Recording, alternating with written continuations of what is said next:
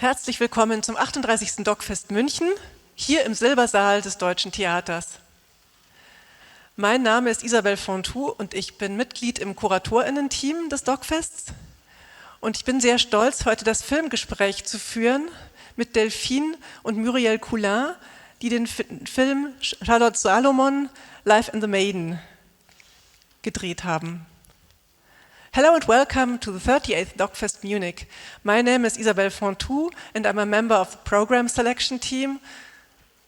And I'm very proud to have the film talk today with the two directors of the film Charlotte Salomon, Life in the Maiden, Muriel Coulin and Delphine Coulin. Hello and welcome, both of you. Hello, everyone. Thank you very much for having our film and us with you, with the distance, but still we are here. Yeah, Great. we are very sorry not to be in Munich tonight, but we couldn't be here because of our new project. So please forgive us and let's talk together. So we're very happy that you made this possible, because I guess there's lots of work and you're just before the next shooting, so thank you very much for taking the time tonight. My first question would be, how was your first encounter with Charlotte Salomon? Well, I talk, Delphine, I'm talking. Yes. And a friend of mine gave me the book. There was a novel in France that was called Charlotte, and the book was quite famous here. And he said to me that that would be a good play for theater, and because I'm also directing for theater. And so I started to look at the work. And I thought this was so fantastic that I talked to Delphine and I said to her, we should go more into the work and try to do a documentary, because this is such a beautiful work and moving, and we at first we wanted to be really deeply into the work, what she was telling, how she painted, and so Delphine came along with me and we started. It was a long work. We tried to be as close as possible as the intention she had, and so that was almost 3 years of work. Really? So Yeah. first you read the novel and then you saw the pictures? Yeah, Yes. and for me, I saw the exhibition in Paris in 2003, I think, and I was deeply moved by the exhibition. And I always thought that it was a pity that you can see the paintings, sometimes you read the text, but you never make the global experience of it as she wrote it, in fact, because it's really a multimedia work of art. It's, as we show in the film, it's really paintings, text, and musical references. And we thought it would be great for the viewers to have the whole experience with the 3 dimensions of it. And in our film, in fact, all the texts, all the paintings, and all the musics are from Charlotte's work, in fact. Oh, really? And why did you take, I think it's very interesting that you did not decide to make the classical film about we go to the places where she lived, we talk maybe to experts or to people who maybe knew her. Why did you take the decision to make this film really about Charlotte and her work? Well, I think, for an artist, it's really important to show the work as much as possible. Biography is one thing, but she wanted her work to be shown.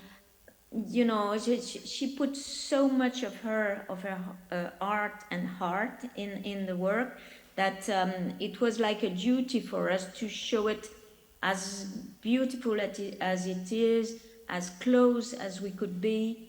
Let hear her words. So for us it was the artist and the woman, of course, but to be as close as the work as possible. Yeah, and also as you show the work, and only the work, even if we put also archives and extracts from fiction films, when you have the continuity of the work, you can see that she evolves even in her style, because at the beginning, it's like miniatures, almost in the primitive Italian style, or icons. And then the more she works, the more she probably gets into a sort of madness as well. She goes into a more contemporary style, a more modern style, and at the end it's almost Basquiat style. You know, she throws the painting on the paper. She puts the letters on it, and so her style is really evolving in these 18 months. She paints, and in this more than 1,000 paintings she makes. There's really an evolution that you cannot really feel if you stop the narrative to tell her story. Yes, I understand, and it becomes more and more experimental and fearless in a way also. Yes. And what about the archive material you used? How did you find it, and why did you choose this archive material? You often use the symbol of a merry-go-round, or, for example, or the roller coaster, or it's not an archive material I would expect at the first moment, but of course it speaks to the film, so I would be interested in why you chose it and how you chose it as well. Well, you know, we wanted to make the contrary of a normal, I would say, normal documentary.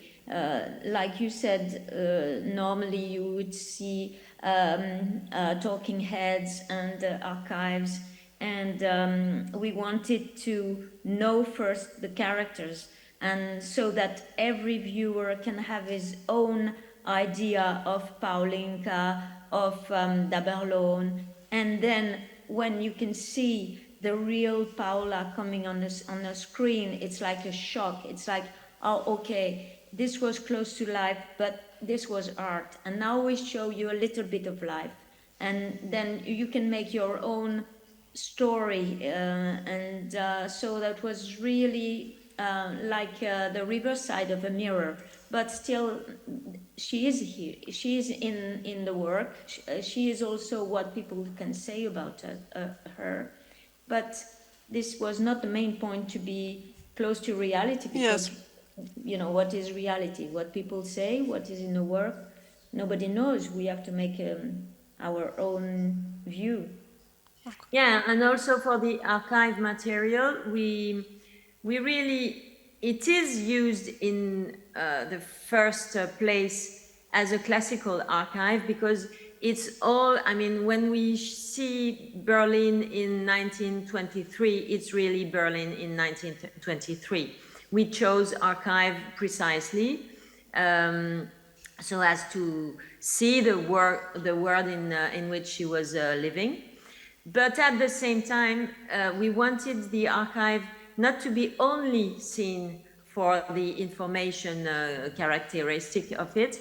We wanted also that it could give us sensations, or, you know, for example, the merry-go-round, when she has the vertigo of becoming in love for the first time. It is a merry-go-round in Berlin in the 20s, Okay. but at the same time, of course, it's also the sensation of being in love for the first time when you are 20 years old. Okay. You know, and we were interested to see the archive also like this, and it's the same for the extracts of cinema movies, because Charlotte Salomon loved to go to the movies, as she says in her work, and so we carefully selected the extracts of the films she could have watched. There's a student in the Netherlands that made a whole essay on the frames of Charlotte, showing that she saw this film or this other film, because she had a wonderful memory, you know, visual memory. So we can recognize which films she saw. And so we watched these films, and we tried to find the extracts that could have a resonance with her work. So it was a big work, of course, but at the same time, it was really stimulating to do this, because it was as if trying to get into her head, if we Yes. could. And this is what makes the film really rich, because you managed to do exactly this, I think. Other question from the audience?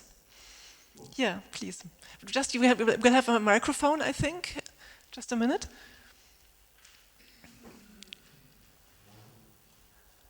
Okay. Alors bonsoir et félicitations pour votre film.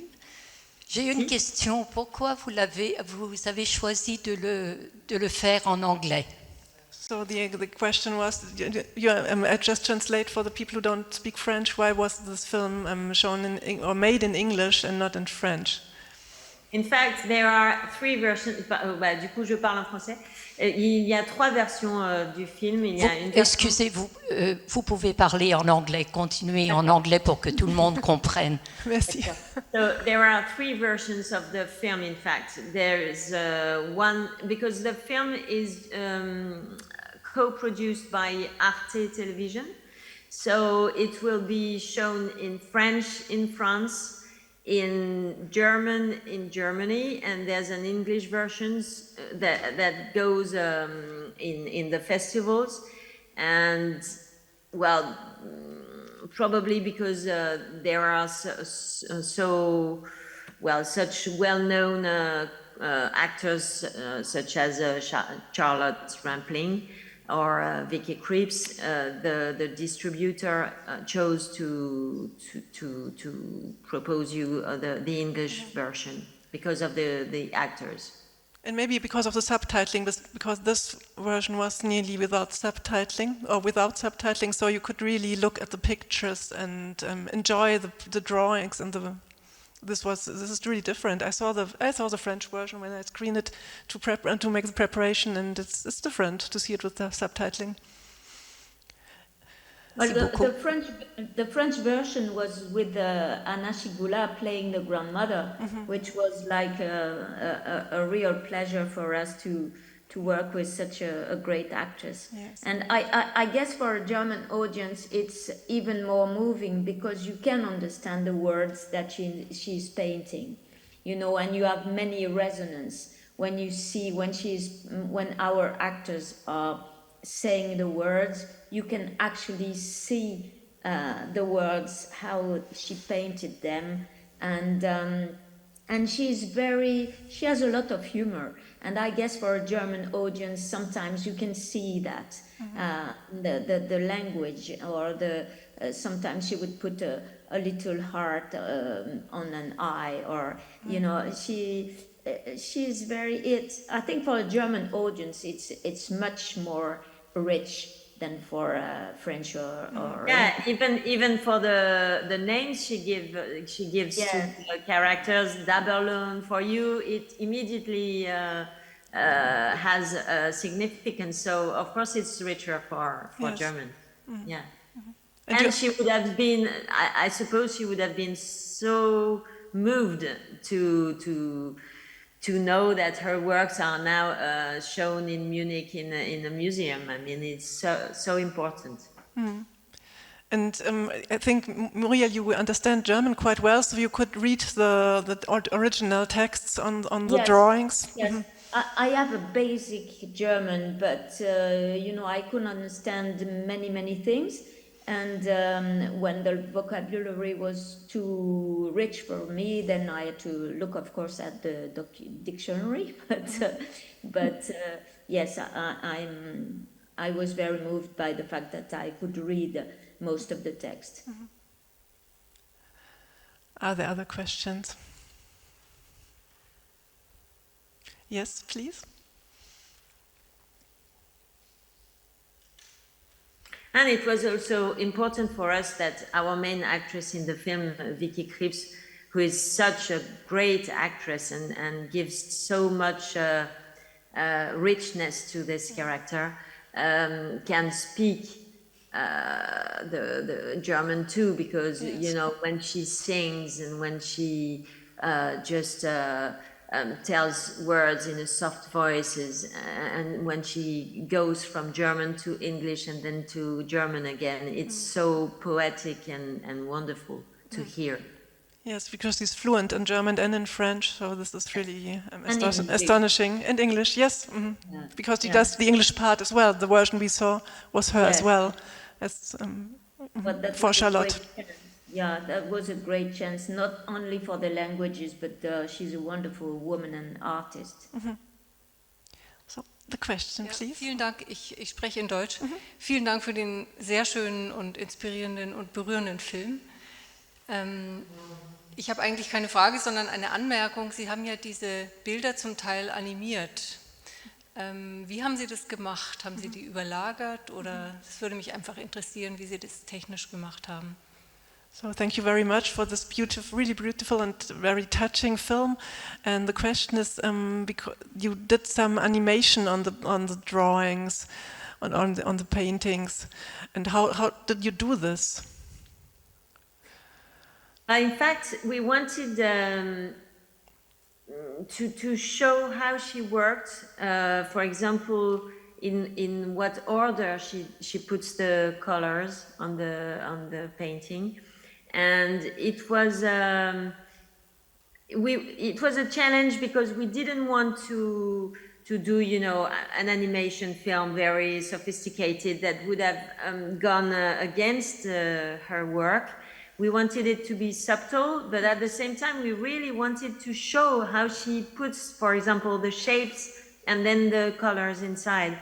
And so we worked with an animator, a guy that does only this.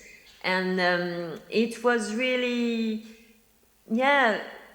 very interesting because, for example, after 2 years of work on her work, we realized that at the end, you know, in the last painting we saw that there was the shape of Daberlone in the sky, and in fact, it was very difficult to show it to the audience in a subtle way. But with the animation, we could tell the text when she says, suddenly you realize you see your lover in the sky, and then put with the animation the shape of Amadeus in the sky.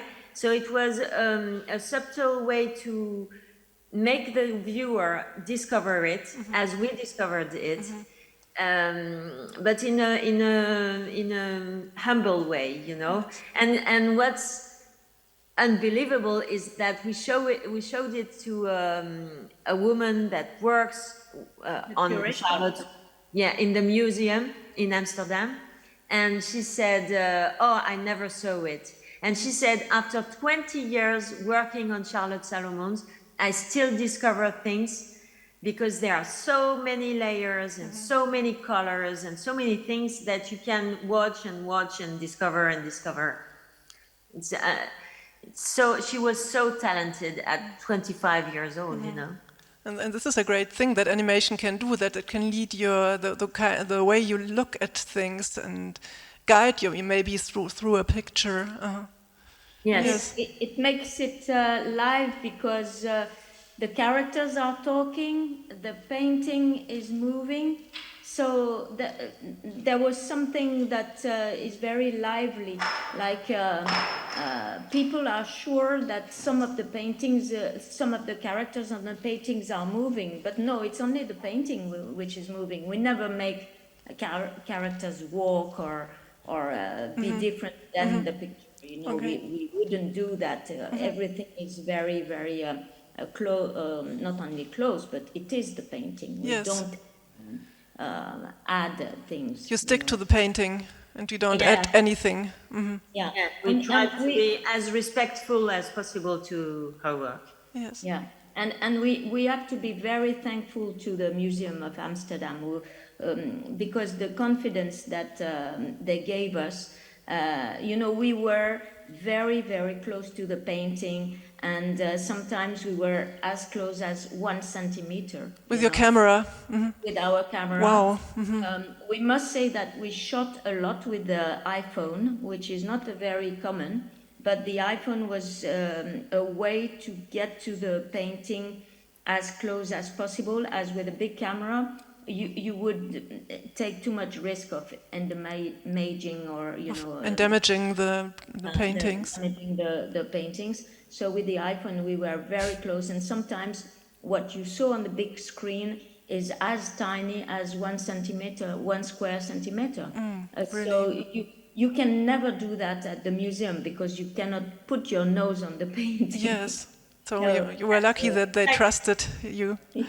Yes. And it's a great chance for the viewer to be able to see as close as possible. And cinema only can permit you to do that.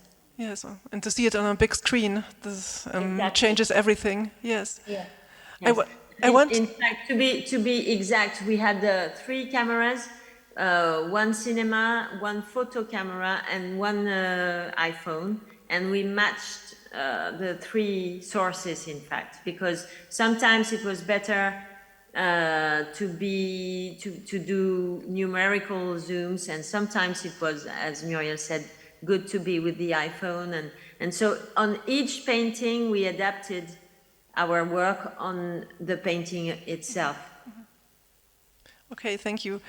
I just have one last question. You just told me you were in New York, and this was the first time you met someone who really had something to do with your film. So maybe this is really something that I think the audience should know. So maybe you would like to tell it again. Yeah, that was a very shy woman that wanted to ask a question. So she took the mic and she said, "I'm very, very moved because as I was a child, I grew up with 2 paintings of Charlotte Salomon just up my bed." And so we said, "How comes?" And she said, "It because my mother was a little kid in the house. She was hidden. She was a young child, young Jewish child, and she was hidden in the same house as Charlotte. And she flew away to the States." And Charlotte gave her 2 little drawings, and she always kept the drawing. So this old woman that was in New York, now she was of course quite old, but she had those 2 paintings of Charlotte when she was, her mother gave that to her. And it was in the south of France. And it was during the time she drew everything we now see in the film. Yes. The same period, yes, exactly, yeah. Okay. So it was very moving, we couldn't expect such a moment. Yes, but just what a luck to that she knew about the film and that she could come. Yeah. Yes. And you just told us at the beginning that you're just about to shoot your new film. I guess you will do it together, or will you do it together? And what is it about? Are you able to tell us shortly about what it will be? It's a fiction film. We also do cinema movies with fiction history stories. And it's the story of a father with his 2 sons. One son succeeding in everything, successing in everything, and the other one less lucky, let's say. Okay. It's a bit political as well, but okay, I hope you see it in Germany. I hope we will be able to see it when it's finished. So thank you very much for this beautiful film and for your work, and for always for taking the time to spend half an hour with us this evening Good Well, luck. it was a pleasure, and thank you very much for seeing our film. It was great to be here in Munich. So thanks a lot. So thank you very much. This was the film talk about Charlotte Salomon, Life and the Maiden.